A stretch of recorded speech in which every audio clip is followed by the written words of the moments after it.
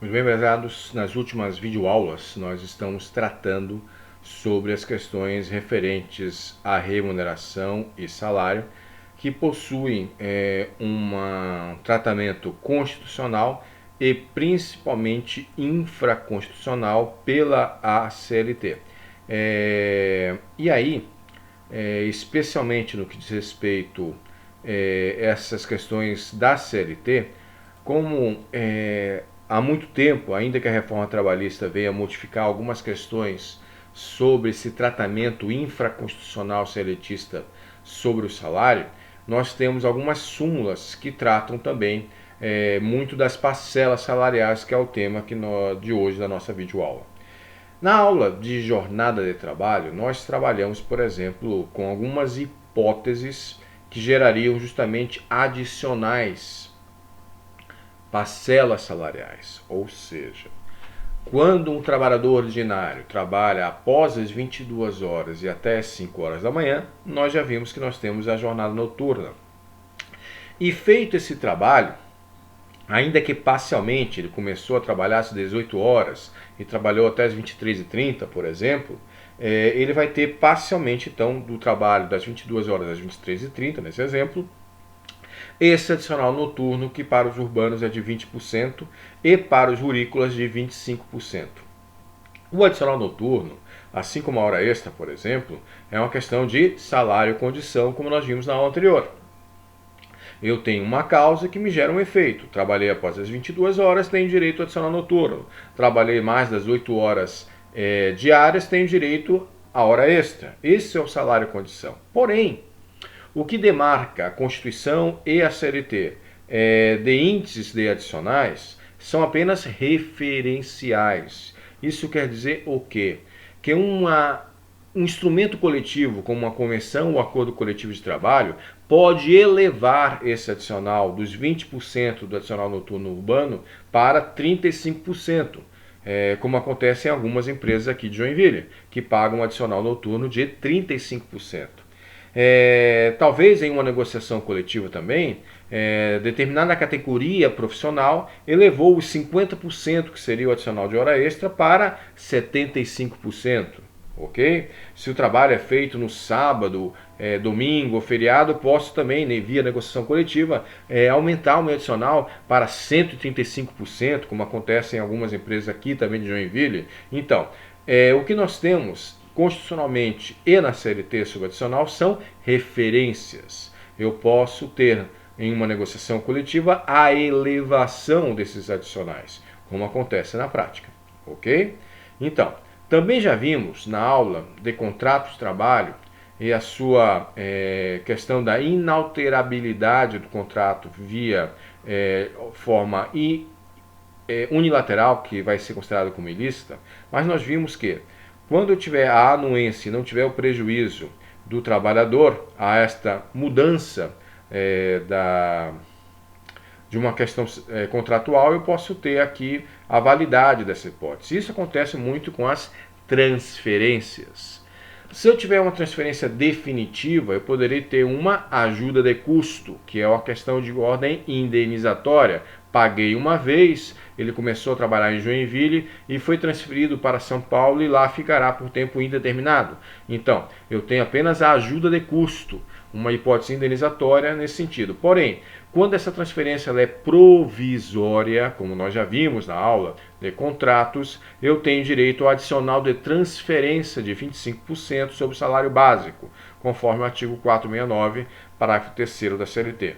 Também já vimos na aula de jornada de trabalho as questões de sobreaviso e prontidão, que tem fundamento legal, de forma analógica, dentro dos ferroviários, no artigo 244, mas que todo aquele que tiver as mesmas condições terão a possibilidade de um sobreaviso, ou seja, trabalhei dentro do hospital, fiquei de prontidão dentro do hospital, tenho direito a 2/3 do meu salário porque eu fiquei de prontidão lá. Mas se eu fiquei em casa ou em qualquer outro lugar, apenas escalado como sobreaviso, esse adicional é menor. Por quê? Também no que diz respeito a parcelas salariais, a gente pode fazer um macetinho aqui.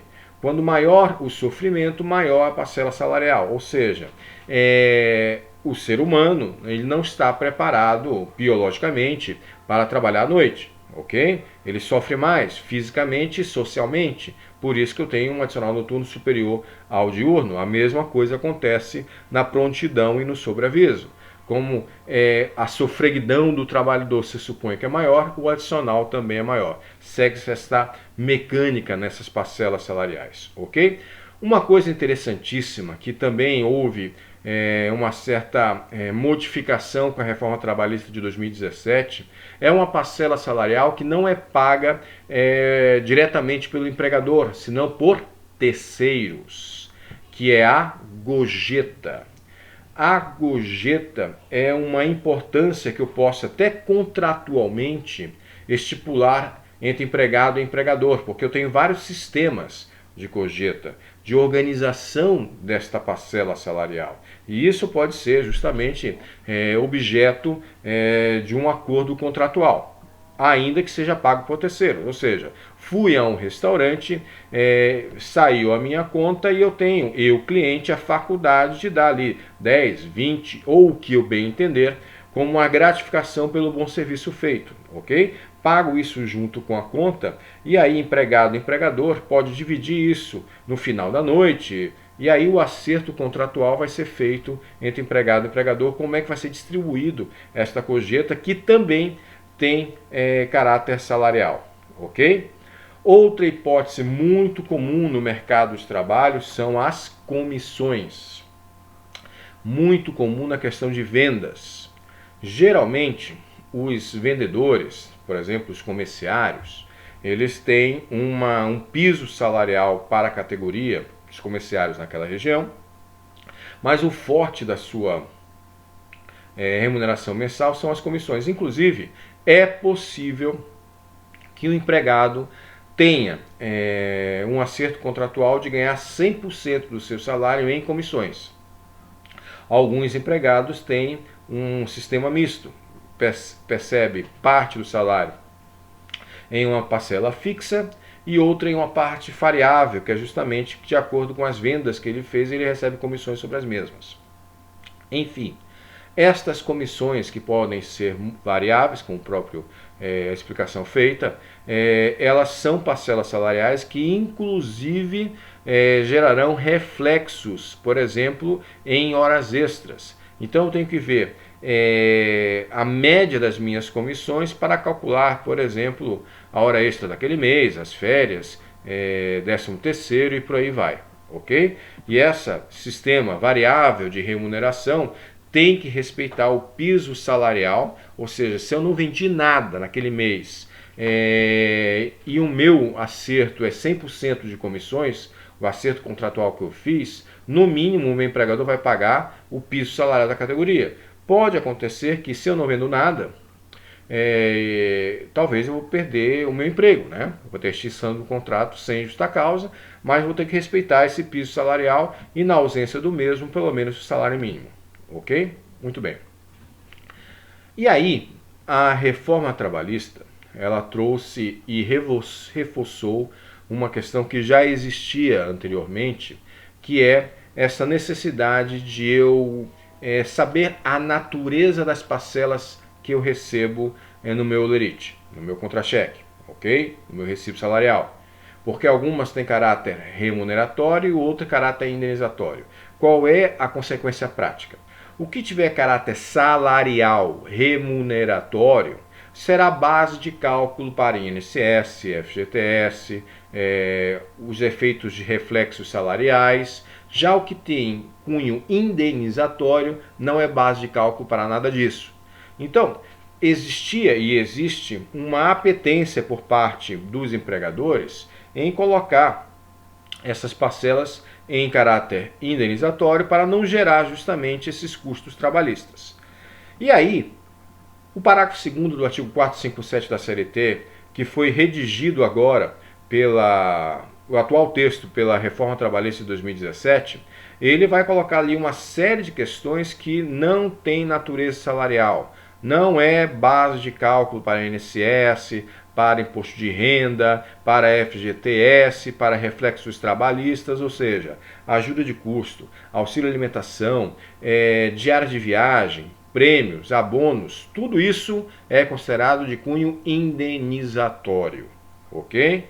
Então, quando estipulo uma meta, um prêmio, é algo que eu faço, por exemplo, na categoria dos bancários, que eu digo, olha meu amigo, se você revender 40 mil reais em seguros, ainda que você seja um bancário, você atrela um serviço bancário à contratação de um seguro, por exemplo, também vendido aqui pelo banco, eu vou te pagar X, um prêmio. Este prêmio, por mais que seja habitual, esta meta que eu alcancei, não terá cunho remuneratório, segundo a reforma trabalhista, que foi uma opção legislativa para reduzir custos. Então, eu posso estipular um sistema de metas, de prêmios, de questões que são extraordinárias para motivar a produção dos meus empregados, e quem alcançar aquela meta ganha o prêmio, ganha o dinheiro,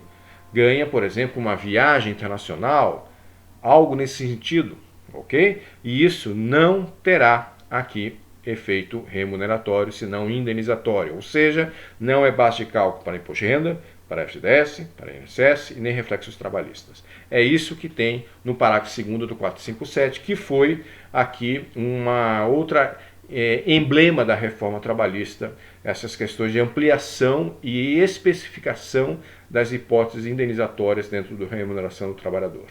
Ok? Muito bem. O que é salário in natura que está no artigo 458? Lá no começo das aulas sobre salários, nós indicamos que os salários é aquilo que você recebe habitualmente, que pode ser feito em moeda ou em utilidades. Por isso, é sinônimo do termo salário in natura, salário utilidade. Ou seja, em vez de ganhar todo o meu salário em dinheiro, eu recebo alguns benefícios pelo meu bom trabalho de forma habitual e contratualmente tem natureza salarial, diferente do que nós acabamos de falar do parágrafo 2º do 458, ok? Muito bem. Então, para que isso ocorra, eu tenho que ter aqui essa natureza salarial, que vai ser base de cálculo INSS, FGTS e reflexos trabalhistas, alguns requisitos legais, quais sejam a habitualidade, neste benefício de salário e utilidade que eu ganho todos os meses, habitual, eu tenho esta finalidade que justamente estão me pagando pelo bom serviço que eu faço, me pago esse salário em utilidade, e que esse salário em utilidade eu não tenho que despender qualquer dinheiro, eu, empregado, não tenho que despender qualquer dinheiro. É um benefício contratual salarial que me paga o empregador e que não tem uma existência de proibição da lei, ou seja, eu não posso pagar como forma de salário em drogas, em medicinas, em remédios, por exemplo, e nem mesmo em bebidas, em tabaco, esse tipo de coisa, porque tem proibições legais dessas utilidades que poderia pagar, mas não pode ser pago como salário utilidade, ok? Então, esse salário in natura, que eu posso pagar em vez de dinheiro com produtos ou serviços para o meu empregado, ele tem limitações. 30% do salário do empregado obrigatoriamente tem que ser pago em espécie, em dinheiro. Então ficou uma gama enorme de hipóteses para pagar em salário de utilidade. Para aí, a própria CLT vai limitar essas hipóteses. Então, quando eu pago isso em imóvel, olha, cara, tu vai trabalhar aqui comigo e para isso vou te dar um imóvel em que o aluguel eu vou pagar para você. Então, eu tenho 25% como teto desse salário de utilidade em aluguéis. Olha, eu vou te dar aqui uma parcela para você gastar em alimentação. Eu tenho outro teto aqui, que é de 20%. Então, eu tenho esses tetos, esses limites ao salário de utilidade, que aí tem que prestar atenção, que ele tem diferenças entre o trabalhador ordinário urbano e o rurícola, que tem justamente limites diferenciados, ok? Então, eu vou olhar no artigo 458, essa limitação em habitação e alimentação, e lá na lei dos trabalhadores rurais eu tenho uma outra limitação que cai em exames de ordem, em concursos de nível público, especialmente de nível superior, ok? Então, a grande questão histórica sobre o salário in natura é um macetinho. Não será salário in natura aquilo que eu preciso para trabalhar, uma ferramenta, ok? O que é que eu estou falando? Vai ser salário in natura aquilo que eu ganhar pelo meu bom trabalho. Mas se eu preciso daquilo para trabalhar, não é salário in natura, ok? Ou seja, se eu tenho uma necessidade para trabalhar de um curso de línguas e ele tem um valor e é pago pelo empregador para que eu tenha fluência em espanhol para trabalhar dentro do setor de comércio externo da empresa. Quando isso acontecer, é ferramenta. Então, já o TST já fez na súmula 367 justamente o que é ferramenta, é indispensável para o trabalho. Esse é o conceito de para trabalhar. Se eu preciso daquilo para trabalhar é porque é indispensável. Se para eu poder trabalhar eu preciso daquele carro da empresa, aquela casa, o pagamento da minha energia elétrica, isso não será considerado salário in natura, será de cunho indenizatório.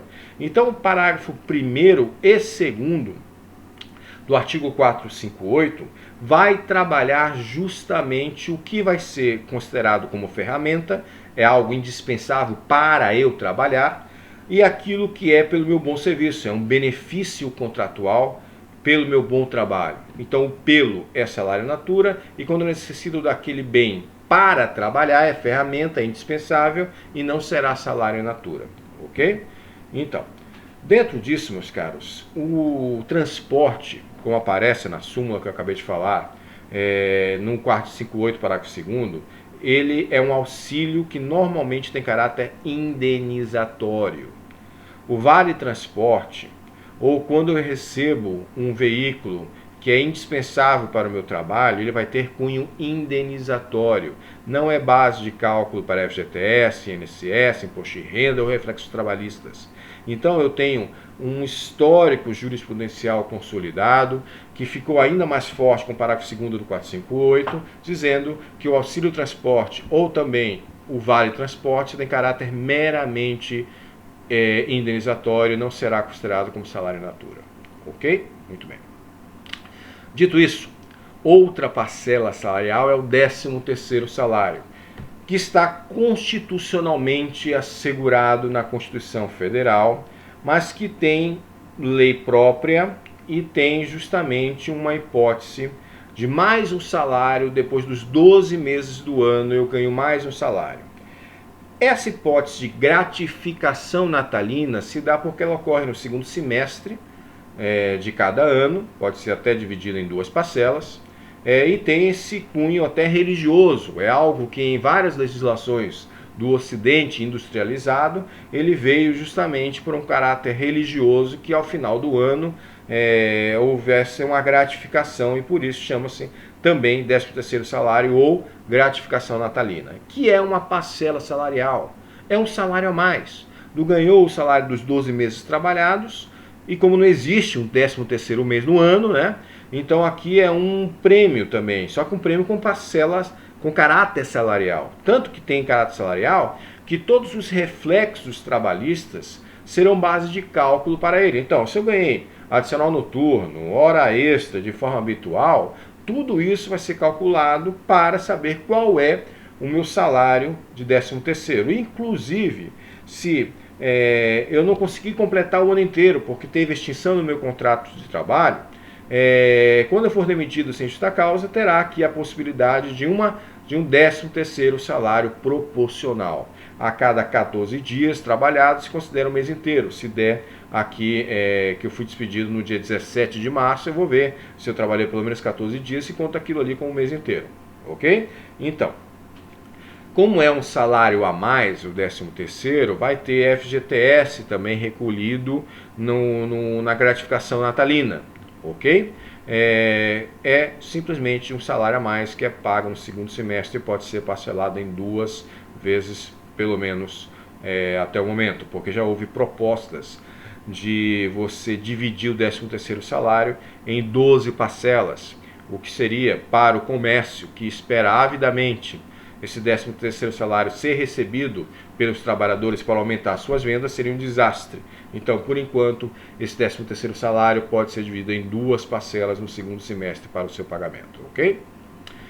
Outra questão aqui, que não é obrigatória para as empresas, é uma faculdade, que é outro elemento de motivação para a mão de obra trabalhar mais, produzir mais, ou seja, a participação nos lucros ou resultados, que também tem nível constitucional, é uma faculdade que a empresa tem para motivar os seus empregados. Olha, meu amigo, se você conseguir chegar até o faturamento nesse setor da empresa de 12 milhões de reais por ano, eu vou te pagar mais 2 salários. É isso?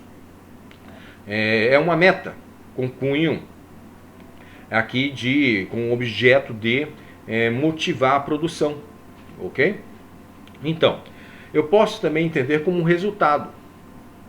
Como acidente de trabalho é algo que ninguém quer, até por questões humanitárias, mas que também tem custos econômicos, eu posso colocar como uma possibilidade de pagamento o seguinte: olha, se não houver nenhum acidente de trabalho durante 12 meses, eu também vou fazer uma negociação com vocês de pagar X com participação desse resultado positivo de ficar um ano inteiro sem acidente de trabalho. Então, eu tenho esta possibilidade de negociação junto aos meus empregados com um incentivo à produção de pagar um salário, 2 salários ou o que for negociado.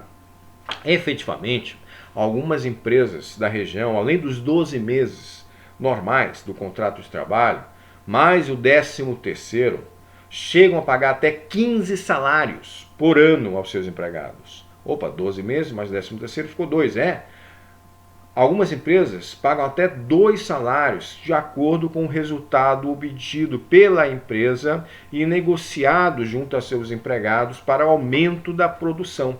Isso eu posso ter, portanto, negociado em uma convenção coletiva de trabalho que coloca os requisitos para a participação nos lucros, como vai ser feita a aferição desta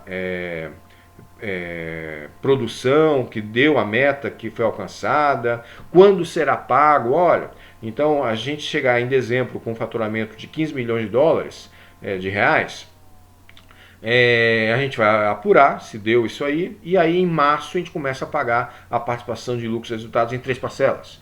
Tudo isso é objeto de negociação, esses requisitos e procedimentos para a participação dos lucros ou resultados na empresa, mas nem toda empresa tem aqui a obrigação legal de fazer isso. É algo de negociação coletiva, ok? Para as empresas que têm fins lucrativos, porque nem todas têm, né? Nós já estudamos o artigo 2º da CLT, que existem empregadores que não têm fins lucrativos. Pode ser fundações, por exemplo, sindicatos, que também podem ser empregadores. Então, as empresas que efetivamente têm fins lucrativos, elas podem negociar isso com seus trabalhadores e colocar as metas e procedimentos para que eu tenha justamente o pagamento dessas hipóteses em participação dos lucros e resultados, que tem legislação própria, que é a Lei 10.101 de 2000, que já sofreu algumas modificações e dão a base legal para a participação dos lucros ou resultados. Finalizando os temas sobre parcelas salariais, salário e remuneração, nós temos o Fundo de Garantia por Tempo de Serviço. O Fundo por Garantia de Tempo de Serviço tem lei própria, é um estatuto, é a Lei 8.036 de 90. Embora isso tenha sido criado lá em 1966 como uma forma de uma poupança forçada, ou seja, como nós vimos, o salário tem que ser discriminado. Como nós já vimos, existe uma série de parcelas salariais que têm cunho remuneratório, não os indenizatórios, o salarial. Então, quando eu tiver isso, eu tenho a base de cálculo para pagar o FGTS mês a mês. Então, eu pego esses 8% desses trabalhadores, salvo os aprendizes, que é 2%, por exemplo, e pago, e pego e deposito na Caixa Econômica Federal, que é o órgão gestor desses fundos, desse dinheiro do FGTS. Ela vai ter uma correção mínima, mas vai estar lá esse dinheiro. Para quê? Conforme o artigo 20, que aparece aqui no final dos slides, que são as hipóteses de levantamento dessa conta vinculada de FGTS na Caixa Econômica Federal, uma das primeiras hipóteses que aparece no artigo 20 é a extinção do contrato de trabalho sem justa causa. Tanto nas hipóteses de prazo determinado, também existem essas hipóteses de FGTS, quando já estudamos o contrato, quando tiver uma cláusula seguratória de direito recíproco, eu também terei essa hipótese. Então, eu terei esse levantamento desse FGTS, que é esse dinheirinho que está guardado lá no meu nome, mas que eu não posso tocar, eu, empregado. Ok? Só poderia levantar esse dinheiro nas hipóteses que aparecem no artigo 20 da Lei 8.036 de 90, por exemplo, quando eu comprar um imóvel ou fazer o financiamento de um imóvel unifamiliar, ou seja, eu só tenho um imóvel no meu nome. Então, quando eu tiver somente esse imóvel, eu posso fazer isso, pegar esse dinheiro que está no meu nome, mas eu só posso pegar esse dinheiro quando eu tiver uma das hipóteses do artigo 20 da Lei 8.036 de 90. Então, esse FGTS ele foi criado justamente para trocar o que está na CLT chamado de estabilidade decenal. Ou seja, antes de 1966, quem estava há 10 anos na empresa, ele tinha estabilidade decenal. Isso foi modificado em 66 como uma opção. Você podia optar para a estabilidade decenal ou o FGTS. E depois acabou essa opção. Agora você só é do sistema FGTS, por quê? É um dinheiro que é retirado do mercado de trabalho, por esses descontos salariais, vão para um fundo comum, organizado, gestão da Caixa Econômica Federal, para, por exemplo, financiar o Sistema Nacional de Financiamento de Imóveis, ok? Que é com esse dinheiro que é tirado do mercado de trabalho. Então, esse órgão gestor do FGTS, que cuida desse dinheiro, ele vai ter um conselho curador. E dentro desse conselho curador vai ter representante dos empregados. E isso é importante eu falar, porque isso é uma hipótese de estabilidade do contrato de trabalho. Ou seja, o trabalhador que estiver como representante nesse conselho curador, ele tem também, desde a sua nomeação até um ano após o término do contrato, uma hipótese de garantia provisória de emprego. Legal? E isso é uma coisa que também geralmente cai em concursos públicos e exame da ordem sobre questões de estabilidade. Então, esse depósito obrigatório mês a mês, ele vai para esse fundo comum, que vai atender ao empregado quando, por exemplo, ele for despedido daquele mesmo contrato de trabalho, ok? Mas em outras hipóteses também, de doenças graves na família, nos dependentes do empregado, ele vai ter esse dinheiro à sua disposição e poderá sacar. Então, todas essas hipóteses de saque estão aí no artigo 20. Porém, meus caros, como a gente também vai tratar sobre isso nas aulas de extinção do contrato de trabalho, não confundir essas hipóteses de saque do artigo 20 da Lei 8.036 de 90 com a multa do FGTS. Essa multa de 40% é o seguinte, falei e repito, quando tiver um vínculo empregatício, todo mês existe a obrigação legal do empregador depositar 8% do teu salário na Caixa Econômica Federal no teu nome, em uma conta vinculada em nome do empregado na Caixa Econômica Federal, a título de FGTS. Ok? Então, todo mês eu vou depositando lá.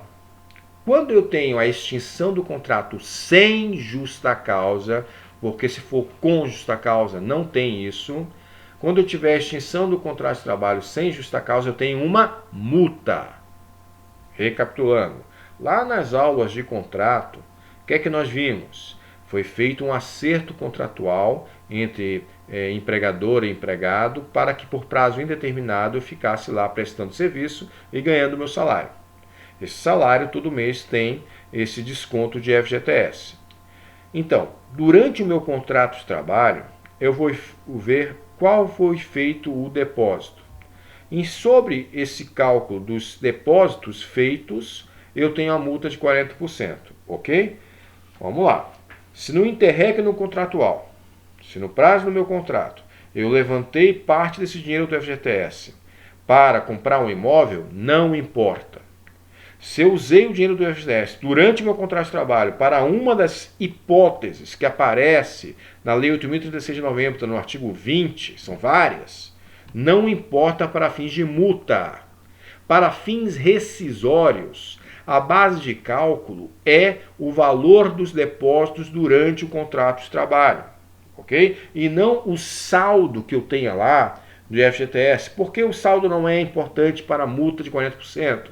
Por quê? Porque talvez você, de acordo com as várias hipóteses de levantamento de FGTS do artigo 20, você tenha tirado para alguma coisa, ok? Então, para fins rescisórios, o que importa é o valor do depósito mês a mês para calcular o 40%, que é um valor de multa rescisória que também você vai poder retirar, pago pelo teu empregador ao empregado pela demissão sem justa causa. É uma multa rescisória, que considera como base de cálculo o valor dos depósitos durante o contrato de trabalho. Feito? Com isso, terminamos as aulas de salário e continuaremos com outros temas em outras videoaulas e, por enquanto, eu só agradeço a vocês que assistiram a esta aula. Muito obrigado e até mais.